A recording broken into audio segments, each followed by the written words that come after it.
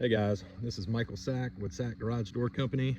Out in the middle of nowhere, outside of Newington, Georgia. I'm out at a pole barn, and this is our most recent door project we've done. This is 2 roll-up doors, and I just wanted to go over some of the features that these doors have. First, let's take a look at this beautiful pole barn. Here's the pole barn. It's got a walk door, flanked by 2 10x10 roll-up sheet doors. The doors are by Janus International. They're a 1000 series door. And on these doors, the client wanted to go with an insulated door.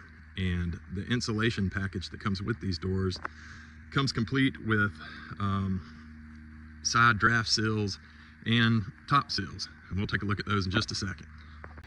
Here we are on the inside of the building. We've got wood frame building, post-construction pole barn style building, metal open web trusses,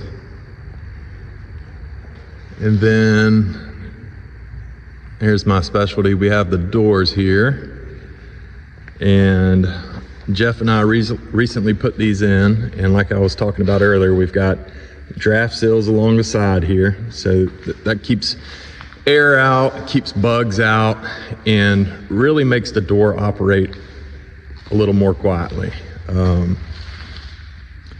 Let's pull the door down and take a look at it. So these doors came with a chain hoist. So let's operate that nice and smooth, let it down. This is all one-handed operation, folks, so I'm holding my phone with the other hand.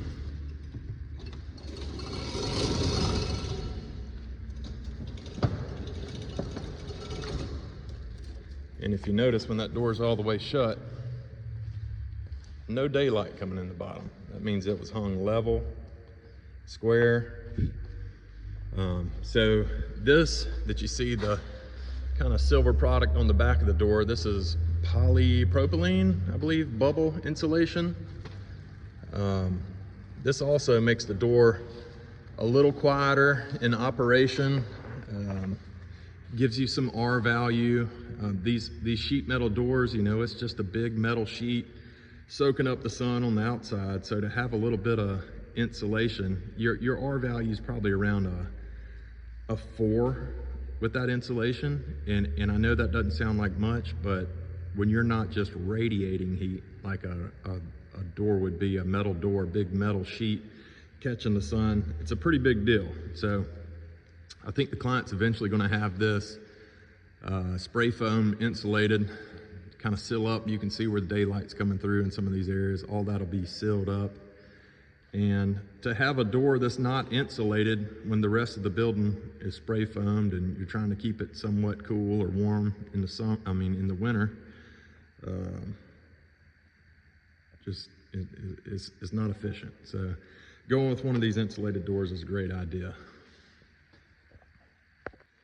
These doors usually come with 2 kick slide locks. So you've got a little hole in what's called the guide. So this big metal piece that the door rides in is the guide. You've got a little hole there, and then it's just a little metal piece that kicks right in place, comes out, keeps your building secure.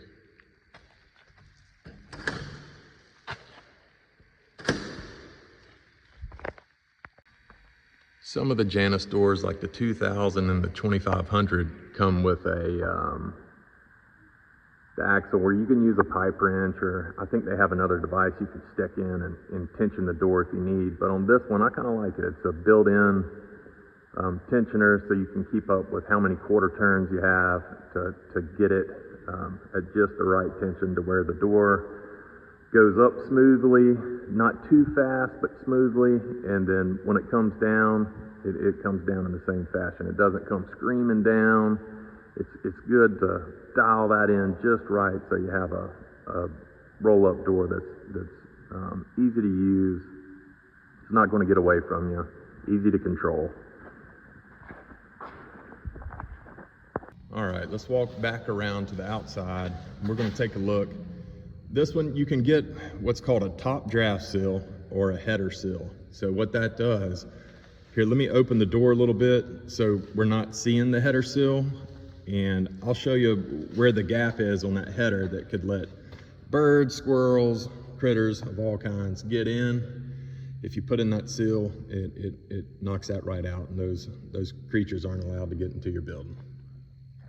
All right, we're on the outside again, and I want to show you right at the header of this door where this gap would be. So I've got the door open just a bit so the header sill or the top draft sill is attached to the sheet metal door itself.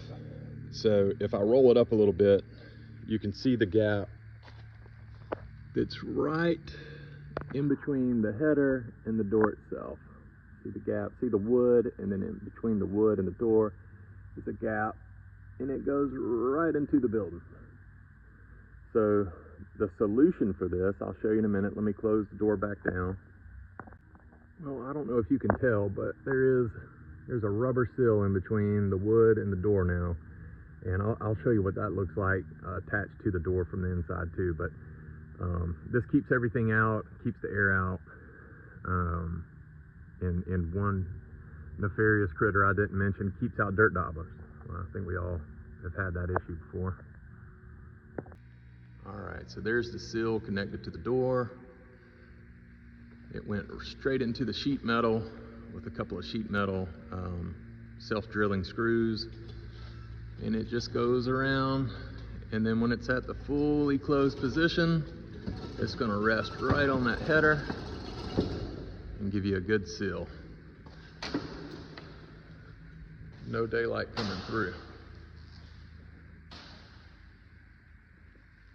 No dirt dabblers. Well, that's about it. I'm digging the doors. I like the black, so that's called charcoal black. They've got, boo koodles of colors you can choose from to match whatever you're trying to do. Thought this turned out well. I think my buddy Ben Hodges did a great job with sheathing the whole building. Everything looks nice and tidy. Give us a call, Sack Garage Door Company, 912-271-0551.